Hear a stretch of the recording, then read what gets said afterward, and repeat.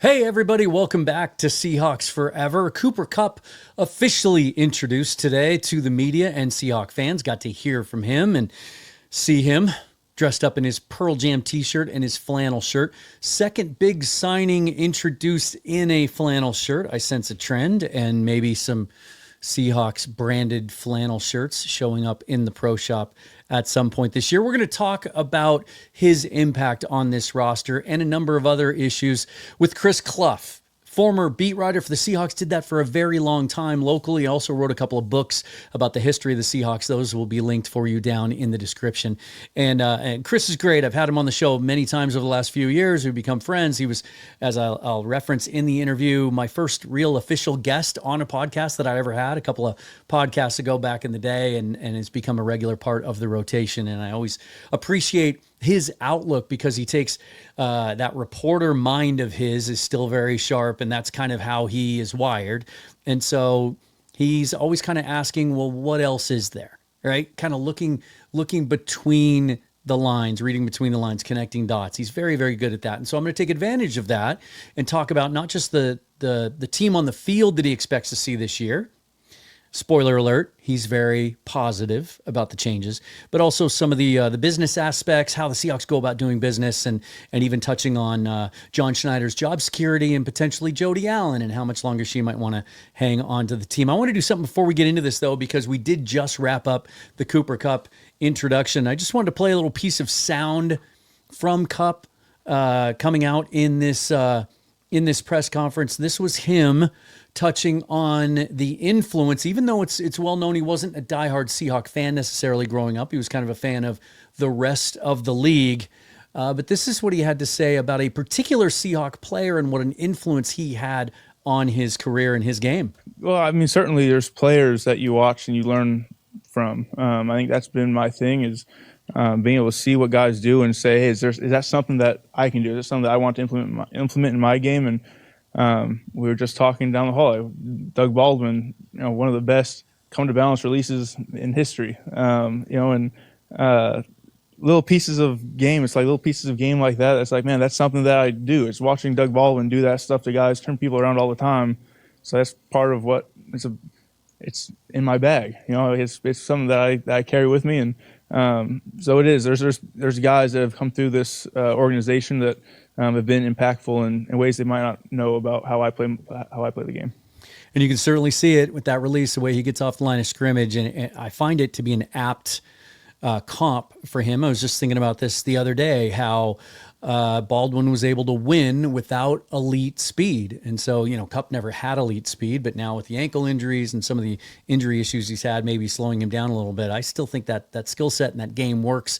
I think he can win that way. And now you know why. You see what a big influence Doug Baldwin was on him. Just tip of the iceberg there. We're going to talk more about Kupp and other things Seahawks related with Chris Cluff. Coming up next, this is Seahawks Forever. Welcome to the Seahawks Forever podcast. In-depth analysis on everything Seahawks. And now, here's your host, Dan Viens.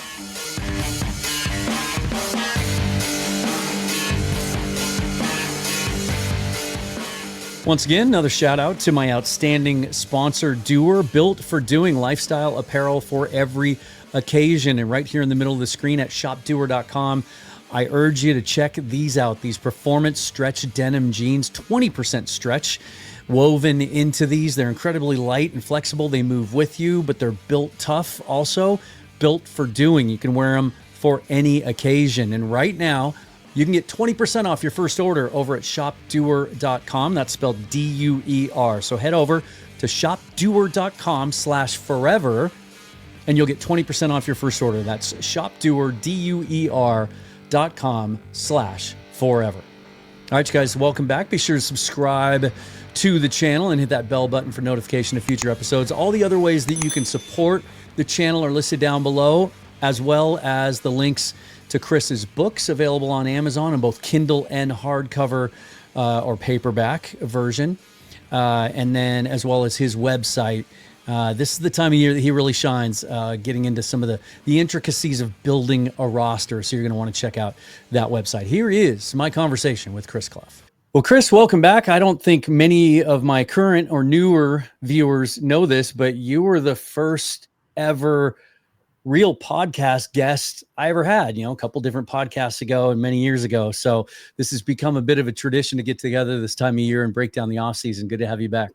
Yeah, thanks, Dan. It's always great to talk with you. So I know we just wrapped up the Cooper Kupp introductory press conference, and I know you were doing something else. You haven't had a chance to watch it yet, but I want to ask you this. Like, I was looking back and thinking about this morning, and even kind of playing around with the Google. Like, it's been a long time, I think, since they've signed a free agent that has garnered this much excitement. Like there have been good free agent signings, but to get a guy that we know so well from another team, one of those signings where it makes a fan base go, wait a minute, we got him? Like, a lot of people might say, well, Cliff Averill, Michael Bennett, those were prove-it deals. Like, those guys were not a slam dunk. I think back to like maybe Chad Brown, Grant Wistrom, guys like that. Like, where do you think this kind of fits into sort of the history of that? And how surprised were you, if at all, when it happened? Yes, both Sam Darnold and Cooper Kupp got their intros, press conferences, and that is not a common thing. You're right, and it's I think it just speaks to they're kind of replacing two big names and big figures. You obviously, when you bring in a new quarterback who's going to be your starter, that's a big deal. And Cooper Kupp, hometown hero, a guy who's had some big success at times, and certainly killed the Seahawks a lot as a division rival. Yeah, coming home, I think there's just a lot of local interest to it, and they wanted to address that by having him out there.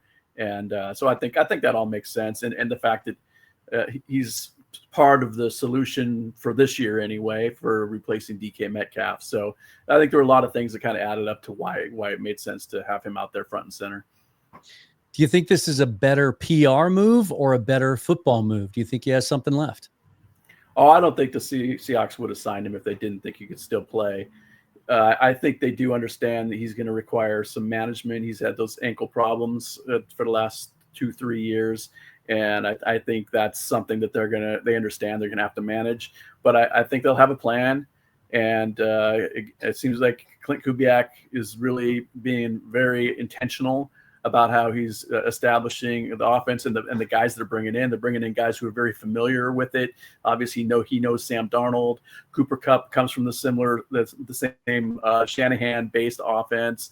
They have MVS also, who played with him for him with the Saints. So I think he's being very intentional about how he's putting together this offense, and I think they'll have a plan for Cooper. I sense a much different tone from these two big signings than we're used to seeing. Like both Sam Darnold and Cooper Kupp, just very, very not soft-spoken, but humble, right? Just very transparent and open. And that seems like a pretty hard shift from Geno and DK. I mean, Geno carried that chip on his shoulder like it was a gorilla. And even though I never bought into the idea that DK had that sort of diva mentality, a lot of fans did. And they think ultimately that's what led to his decision to want to move on to another market. And then certainly before that, we had a 6, 7, 8 year run where the entire team was fueled by that chip on their shoulder and that edge personality wise that was almost angry at times. This is a much different tone than that. Do you suspect, is that circumstantial, or do you think that maybe it's part of an intentional shift? I think it's maybe a little bit of each. This is a new coaching staff. Mike McDonald has his way of doing things. Pete Carroll was the always compete guy, and he brought up all those young guys together. That team grew together and then grew old together and was never really replaced. But which is why Mike McDonald is here now. And I think Mike has shown that he's a no nonsense guy, in that if something's not working, he's going to fix it right now. He did that with the linebackers last year. He did that with the kick returners. He did it with his offensive coordinator immediately the day after the season. Every time he thinks there's a problem, he fixes it as soon as he humanly can. So I think that's part of kind of maybe the culture the shift that you're seeing, the attitude shift that you're kind of pointing out right now, is that Mike McDonald It's just no nonsense. We're going to fix things. And he has a big plan for winning. He already fixed his defense. It's going to be a top 5 defense this next season, if not even better than that. It's going to be pretty elite. I think everybody sees that based on how it developed last year, and just look at what they're going to add to it. They already added D-Law, and they're going to add more to it. So I think that's kind of part of the overall attitude you're seeing from this team. We haven't talked since the quarterback swap. How do you feel about Sam Darnold in for Geno Smith? Yeah, so I was not one of those extremists about Geno, which seems to be a lot of the fan base. Either they loved him or they hated him. What? I thought he was, yeah, exactly. There's a reality that fits in between those two extremes, just like all the rest of life. And I feel like Geno was a very capable quarterback, but you needed to surround him with a good supporting cast. And clearly, he did not have a good offensive coordinator last year, and has not had a good offensive line for his entire time here. A lot like we could say of Russell Wilson too. So that's a constant across John Schneider's time. That's well documented. We all know that. We all discuss it. We all are annoyed by it, etc. But that was, for me, that was kind of part of the things that limited Geno, especially last year. And so then you get a quarterback who, he starts to see shadows. He starts to hold the ball too long. He starts to do things that are not in character for him sometimes. But overall, I thought Geno he has some really good stats. I mean, his comebacks, his accuracy, all these things are really good. And I think Sam Darnold is an equitable trade out for him. I think they're similar style of quarterbacks as far as their skill sets. And I think that I saw Daniel Jeremiah said on a little podcast recently, said, hey, he's kind of like Geno Jr. He's a guy who both these guys, they have similarities in that they started with the Jets. They struggled with that. That's a horrible franchise, has been for a long time. It's never been set up to support the quarterbacks. That's why it's always drafting quarterbacks high. And so they both end up moving on. They both kind of sort of become journeymen for a minute, and then they land in Seattle. Geno had his 3-year run here, and now it's Darnold's turn to do that. And I feel like Darnold, he's 7 years younger than Geno is right now. So he's got, to me, a little bit more of an upside to him. And if he continues the progress that he made last year and just carries that over under Kubiak, who knows him already, I think it's a good move. And I think it's a move that could make him Mike McDonald's quarterback into the 2030s if he just continues his ascension. Sticking with Geno for just a second, I find it really odd and rather unusual that things have been so quiet on the Geno Smith front since the trade. We all assumed, and it was even reported, that a new contract would be part of that deal. We haven't heard anything yet from the Raiders. There hasn't even been an introductory press conference to introduce their brand new quarterback after years and years and years of having difficulty finding a guy down there. Does that strike you as strange at all? Yeah, it seems a little odd that they didn't bring him in like the Seahawks did with Darnold to say, here's our new quarterback. Certainly, he wanted a new contract. That was a big reason that he ended up leaving, and there's got to be something coming on that. So maybe they're still in talks. He just had his roster bonus. I assume they paid it. Yeah. That just came due. So that was a $16 million hit for them. So maybe something was done in the background where they adjusted that a little bit, made it a bonus, and a kind of a signing bonus. But there would be an extension, you'd think, that would accompany that. So, but we haven't seen anything about that. So yeah, the fact that things are quiet there is a little fishy. Yeah. If you look at over the cap, it just looks like the last year of a Seahawks deal is what they've got on there, and for good reason. The flip side of that is, it seems like the Seahawks, more than any other team out there, like it's like pulling teeth trying to get the contract details out of them, and they always ultimately come out because it's through the union, right? But these other deals, all the intimate details about when bonuses are paid and how it's structured, whether there's void years, things like that, so we can understand what the first year cap hit is, those all leak out within 24 hours, typically, sometimes less than that. Nothing yet on the Darnold deal and how it's structured, despite all the speculation, or the Lawrence deal or the Kupp deal. What is it about the way that the Seahawks do different? And I know that it's Joey Lane now, not Matt Thomas, but what might possibly be the explanation for how tightly they hold on to that stuff as long as they can? Well, if you look at most of the deals that we do know about, and they are pretty team friendly. The Ernest Jones deal was team friendly. Sam Darnold's deal on the face of it looks pretty team friendly. So what I would think might be part of it is that agents have asked them, please don't file this yet because I have other clients and I don't want this to affect my negotiations with other teams with those clients. So I'm just guessing. I'm just positing this, that some of this might not be Seahawk driven at all. It might be some agents saying, please just hold that until you have to file it because I have a couple other negotiations going on. And maybe, because maybe the agent's not comfortable with the guaranteed portion. He knows that it's kind of a prove it sort of deal, or one, like in Sam Darnold's situation, maybe that 3-year deal is only, some people are arguing it's 1, some are arguing 2 based on what we know. So things like that, I think, may play into it.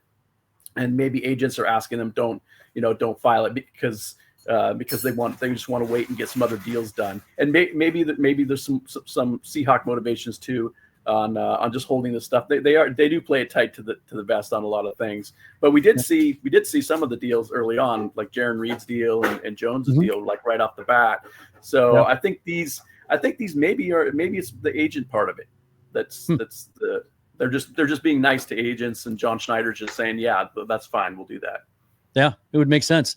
There's still a couple of deals too that we don't have clarity on. Like we've been expecting some sort of resolution with Uchenna Nwosu's contract. They pushed back his bonus, mutually agreed to do that. That was due on Valentine's Day, I think. And then Noah Fant, second year of a 2-year deal with a $13.4 million cap hit. Now their cap situation is good enough. They don't have to do anything with that. And sometimes they like to hold off on some of those adjustments till closer to training camp when they need to clear up some money for the draft class. But do you expect both of those players or either of those players to be on this roster?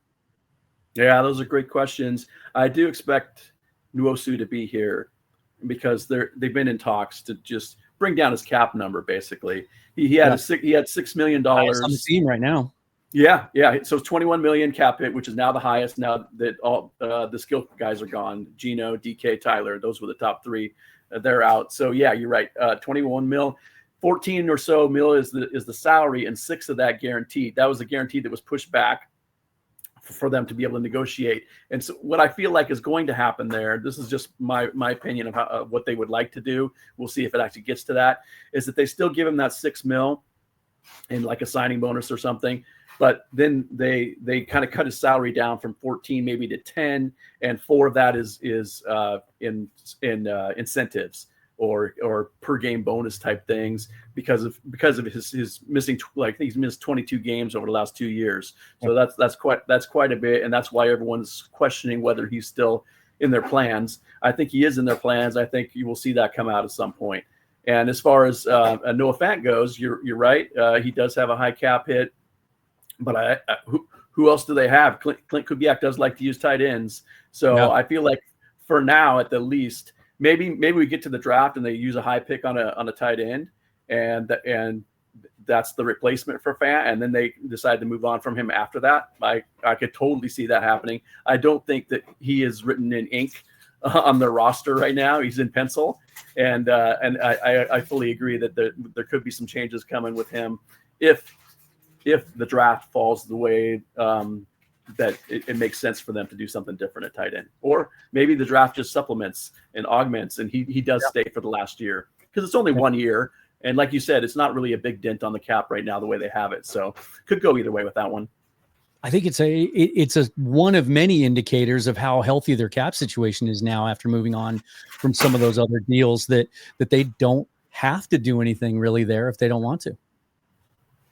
Yeah, that's what happens when you get rid of your top 3 cap hits, and I would just like to address one thing. A lot of people love to point out dead money. And I am of the opinion, and I don't know if teams look at it exactly this way, but I'm guessing they look at it somewhat similarly. Dead money is sunken cost. That's coming at some point. It's very rare that a player plays out his whole contract because either he gets extended or he gets traded or cut. It's pretty rare you see a contract come to a dead stop and it was fully fulfilled. There's usually some trickle over of something that they call dead money that is still there. So to me, the thing that is important to look at is when you're releasing guys, what is the cap space you're getting back? What is the positive, usable stuff that you're getting out of releasing or trading this guy. And that's the way you should look at it, not the dead money, because the dead money was always going to be there at some point. It's just now's the time. The same thing happened when they traded Russell Wilson. You needed to look at what are they getting it back for him, first of all, and then what's the cap space that they freed up also by trading him. Don't worry about all the big dead money, because that was always going to be there at some point. Yeah, in regards to Chenna, there was a lot of immediate speculation and some loathing among fans when they saw Cooper Kupp in his traditional number 10, that maybe that was an indicator that he wouldn't be on the roster. But Kupp did say in his press conference today that he made a sizable donation to Chenna's foundation in order to wrangle the number 10 away from him. So we'll just now we're just waiting to see what Chenna's new roster or new uniform number would be. Right. Let me ask you a couple of big picture questions, because you're always so good at connecting these dots and reading between the lines and keeping your finger on the pulse of sort of the big picture view of the organization. How much rope do you think John Schneider has? I don't think he's in nearly the trouble that a lot of fans would like to put him in. Because first of all, think of this. He just finally got to hire a head coach for the first time. Mm-hmm. And his coach won 10 games with a dysfunctional offense and now has to rebuild that side of the ball. But it's pretty clear that this 10 wins and a great defense that is all coming back. This everybody who matters is back on this defense, and they're adding to it already. So that defense is going to be, like I said, it was like the 10th ranked defense by most metrics last year. By the end of the season, it's going to be better than that. It's going to be, to me, it's going to be top 5 in 2025. It's going to carry this team, and it's going to allow the offense the time to build up and become what it needs to be. And I think John Schneider, while he definitely deserves, since the 2016-17 drafts, and you and I have talked about this before, about what duds those drafts were. Starting in 2018, I really kind of started questioning Schneider about a lot of things, because he had hit home runs in the 2010 through 12 drafts, historic. Over the past 20 years, those were the best drafts ever. And so that was great. That set the Seahawks up for what could have been a real dynasty. They still managed to win a Super Bowl, and he got all the credit he deserved at that time. But he was not able to replicate that. And some people will say, "Oh, that's Pete Carroll's fault." Okay, and because there's some people who just think that Pete Carroll was pulling every string and John Schneider had nothing to do with anything, or he just did what he was told, etc. There was definitely a division of work there, and John Schneider was responsible for trades, responsible for the draft. He was the one who wanted Russell Wilson, for goodness sakes. So some people forget that. How did they get the quarterback that ended up being the big key on offense? Well, that was John Schneider's idea, and Pete agreed with it. So I wouldn't say that Pete made every decision or was the one who was driving the whole thing. John Schneider certainly came in with big ideas and was part of it too. And that helped set him up, but then it also didn't help him do anything in Pete's last 6 years or so. So now we have a new coach, and I think Mike McDonald is a great coach. I thought John Schneider did a great job picking Mike. Clearly Mike, I think, showed it a lot last year. They were really struggling on offense because they didn't have time. He was the second to last coach hired last year. They didn't have time to put together a great staff. So you think about it, this is kind of a 2-year build for him. He got his defense set the first year, and now this is about the offense. And I don't think John Schneider's in trouble, because I think you're going to see this team win playoff games next season. And I think Schneider's going to continue to be the GM here, even though he has the faults of, some of the people don't like the way he does certain things, and we can all quibble about different things he does, but he also can look at the core that he set up through the Russell Wilson trade and what they have right now. So, there's pluses and minuses, and you got to weigh him. Last year, there was a poll that came out. He was considered a top 10 by 40 front office or coaches in the NFL, considered the Seahawks front office in the top 10. This was, I think, done by The Athletic. So within the NFL, he's still seen as a very top GM. Within the fan base, there's a lot of negativity about him, which is understandable. He's also universally liked around the league and respected among his peers. And I've always said that, if to those Seahawks fans that wish for him to be fired, he'd probably be out of work for as long as it takes for someone to make a phone call to him. Right. if that were to happen. What about the people signing his checks? Right there's been all sorts of speculation and some confusion about where things stand with Jody Allen and the Paul Allen trust that she manages. That that there's wording in the trust that she's required at some point to sell off these major assets. We know that there was a deadline last year for a tax penalty if there was a sale of the team that is now expired, and yet she seems disinterested in selling the team, and there doesn't seem to be any movement towards that end, even though after Paul Allen passed away, that the indication was that she loved basketball, she liked being involved with the Portland Trailblazers, not a big football fan. And then in recent years we've seen her sitting in the draft room because she certainly has apparently become a fan of it. Where do you think that in that big picture view of the ownership of the Seahawks currently stands? Yeah, so there's been a couple of things recently that have brought this to our attention. Some people thought because the Seahawks weren't spending big on guards or whatnot, that maybe there was a mandate from above about a cash cap. That and cash is a legitimate concern for a lot of NFL franchises, more so than I think fans realize. But it's clear based on these other deals that the Seahawks have also been doing that they're still doing business as usual, and they actually offered Will Fries $17 million a year reportedly. So it's not like I don't think that there was a mandate of no, we can't spend. I don't think we're there yet. But that said, I think we could get there. And I think that there is my opinion of this situation has been the end of the decade, but like around 2030 is when we will see this team sold. I know there were other people who were like, oh no, it's going to be sold right away in 24 or 25. It's going to be gone. I never thought that. I always said 5 more years. Like, so toward the end of the decade. Now, I still stand by that. I think that's when the sale will happen. I think it will come. The question becomes Jody Allen's participation. So the NFLPA just had their survey that came out on all the players judging their teams, and she was given, I think, a C plus, something like that. So she was just kind of in the middle of the pack as far as ownership goes, because I don't think she's very visible to the players. And I don't think the players really see her as much as they saw Paul Allen. So I think there's some of that kind of comes into play where people are like, oh, she's not an involved owner. And so does that mean she doesn't want to spend? And, oh, she has to get rid of this franchise. So there's a lot of, I get it that there's some questions and all that. But I think it's the process. Like you said, there's a process that's going to happen. And I think by the end of the decade, we will have new ownership here.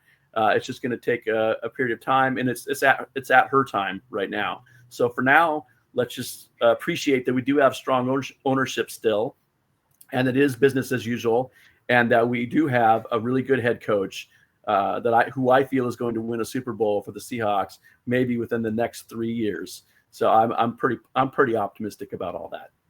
There certainly doesn't seem to be very strong motivation for Allen to sell the team. Recently, John Gilbert of Field Goals, who does such a good job with the financial aspect of football business, will be joining me on the show next week, indicated that her compensation for managing the trust on an annual basis is north of $200 million. I don't think I'd be in a hurry to get rid of that if I had that as a side gig, right? Certainly. So understandable that she'd be dragging her feet on that for sure.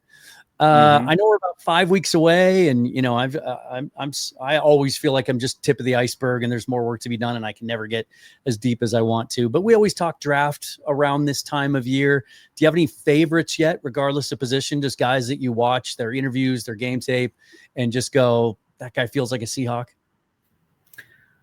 I haven't been. So I've been super focused on the current Seahawks situation. So from the offensive changeover to the players, but I've just now started getting into the draft, and I'm looking more at less at the specific players. I mean, I've been looking at the players obviously, but I'm looking at what are the Seahawks going to do, and you're looking at here are the positions that they need. This is what they really need. So you have to look at obviously offensive line. We know that. I feel like they need a nose tackle. I feel like there's a couple of good, like Kenneth Grant is a really solid choice. I think maybe bottom of the first round, so that maybe they move down a little bit if they were going to do that. But I think they need a nose tackle. I think they definitely by day 2, I don't think they're going to get a receiver in the first round. I don't see that happening.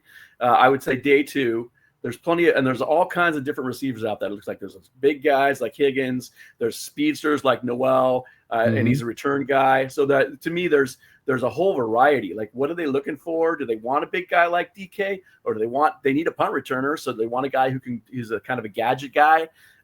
So there's a lot of options on day 2 for a wide receiver. Then they also need an edge rusher. Because you think about this, we just talked about Nwosu. This is probably his last year in Seattle. But Boye Mafe, also this is in his final year. And the question is, are they maybe going to consider extending him or just let him play it out and see what he's worth on the market next year, which is where I lean. That's what I think it might be. So, especially after the Greg Russo deal, the Bills just handed out similar, well, same draft class and much less productive player. He got 4 years, $80 million. Yeah. So I don't think the Seahawks are into that for Mafe. So there's 2 guys out of your 4, and DeMarcus Lawrence is getting up there in years, and he's a rotational. He's a 2-down guy who rotates on passing downs. I think they really got him for the run defense mainly, and then rotate into the pass rushing. So really, you got 3 guys that you're not sure what's going to happen with any of them next year, 1 year from now. So I really feel like edge is another position. That'll be the 4th position, I would say. And then what did I miss? I said offensive line, nose tackle, edge, wide receiver, cornerback. I think that and tight end. So you got those are positions I would say in the first two days that those are the positions they'd be looking at if whoever falls to them. Think about cornerback. They're not going to pay Reek Woolen. This is my opinion that they're not going to pay him because they're going to pay Witherspoon the year after that. So I don't think Woolen really fits Mike McDonald. Mike McDonald has already had some criticisms for him. I wouldn't be surprised if they trade him leading up to the draft this year. And then that necessitates drafting a guy a little higher than day 3. Like you're talking a day 2 corner at that point. So that's kind of what I'm looking at is like what the Seahawks kind of need. And then, yes, there are names that fit in different places. I was going to ask you your thoughts on Rika. I kind of feel similarly, but sort of flip that around where as I look at this cornerback draft class, it's pretty strong through day 2 and then it falls off a cliff. And all you really have on day 3 are a bunch of smaller corners, a bunch of slot guys that if the draft falls their way, they're able to get a guy on day 2 that they really like, then maybe because it falls off that cliff, right? Cornerback needy teams, maybe there's a market for him on day 3. And maybe you can even dip into that 2026 draft a little bit, kind of starting to look ahead to that in what is expected to be a little bit better class at the top in certain positions, especially quarterback. Yeah. Good stuff. Hey, do you ever plan on writing another book? On the Seahawks? No, I it's funny. The same group that had asked me to write those earlier books had then came to me during their Super Bowl season. The first one, they asked me to write a book on that season, but I was in Hawaii on vacation. I was like, I don't want to write a book while I'm on vacation. So no, at this point, I don't have any more Seahawk books in my future. The good, the bad, the ugly Seahawks, heart-pounding, jaw-dropping, gut-wrenching moments from Seattle Seahawks history. Did I get that title right? That's one. Yeah. And then Zorn said to Largent, the best Seattle Seahawks stories ever told. Available on Amazon. Those links will be down below. And then he's got the blog. I've always wanted to ask you this, and I never have. Do you pronounce it Seahawk Talk or Chalk Talk? I know it's a play on words, but yeah, I play visually. It's a play on words, but Seahawk Talk written out as Seahawks was already taken. So I just said, you know what? I'm going to use my initial, and so Chris, Seahawk, Cluff, whatever. First or last initial is the same. So that's how I ended up with Seahawk Talk. And yeah, you could say Chalk Talk because I do put the chalkboard on there as a visual. Yeah. No, that's great. Well, that's Chris Cluff. Always good to have you on the show. I really appreciate your time. Yeah, thanks, Dan. Appreciate it. It's always fun. So as I record this at the moment, still no news on the offensive line front. There was some sort of confusing, contradictory information. He was reportedly coming in for a visit yesterday. I speculated that a lot of those times their major visits with free agents tend to last overnight. They go to dinner. They want to spend more time together and then work on business in the morning. But he wasn't listed on the official report where teams have to submit their official visits every day. So there was some question. Did he not show up? Is he not here? Are we out on Tevin Jenkins? Doesn't sound like it. Bob Condotta, Corbin Smith, others have reported that the deadline for submitting those lists is 1 o'clock, and that he just got here too late yesterday, and that he was actually in town last night into today. So we're waiting on news there. Also waiting on news regarding potentially Lucas Patrick from the New Orleans Saints, who was in for a visit as well. Certainly, if and when those signings happen, or any others, Dylan Radins of the Titans was also reportedly on his way in for a visit today. I will certainly react to those and pass those along. Until then, follow me on Twitter and Blue Sky at Seahawks Forever. Forever and always, go Hawks. Thanks, you guys.